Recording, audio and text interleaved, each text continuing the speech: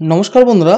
বন্ধুরা, দৈনন্দিন জীবনে আমাদের এখন ডিজিটালি সকলের সবাই এটিএম ব্যবহার করেন এবং এটিএম এর মাধ্যমে আমরা সবাই টাকা তুলি। তো বন্ধুরা দেখুন, এই এটিএম এর যে আমরা টাকা তুলি সেই টাকার একটা নির্দিষ্ট লিমিট আছে। তো বন্ধুরা, আপনারা যতবার খুশি ততবার কিন্তু টাকা তোলা যায় না।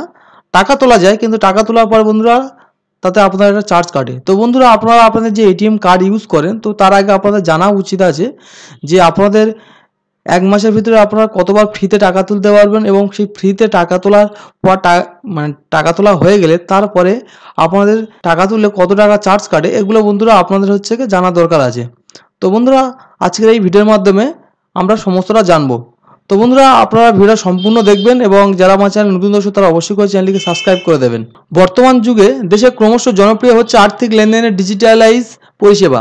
ব্যাংকের লাইনে ঘন্টার পর ঘন্টা দাঁড়িয়ে থাকতে কারোরই আর ভালো লাগে না। দ্রুততার যুগে সকলেই তাই টেকনোলজি নির্ভর।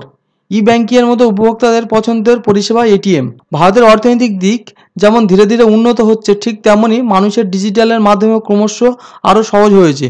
বহু মানুষ অনলাইনের মাধ্যমে তাদের আর্থিক লেনদেন সম্পূর্ণ করে থাকেন। যদিও এমন কিছু জায়গা আছে যেখানে আজও নগদ টাকার প্রয়োজন হয় কিংবা সেখানে অনলাইন লেনদেনের সম্ভব নয়, সেখানে কিন্তু এটিএম এর ব্যবহার ছাড়া উপায় থাকে না। কিন্তু এই এটিএম ব্যবহারে কিছু নিয়ম আছে যা অনেকেই অজানা, যার কারণে মানুষকে প্রয়োজনে সময়ে অনেক ক্ষেত্রে নানান জটিলতার মধ্যে পড়তে হয়। চলুন বিস্তারিত জেনে নেওয়া যাক ঠিক কোন নিয়ম ভুল হলে গচ্ছায় যাবে আপনার টাকা।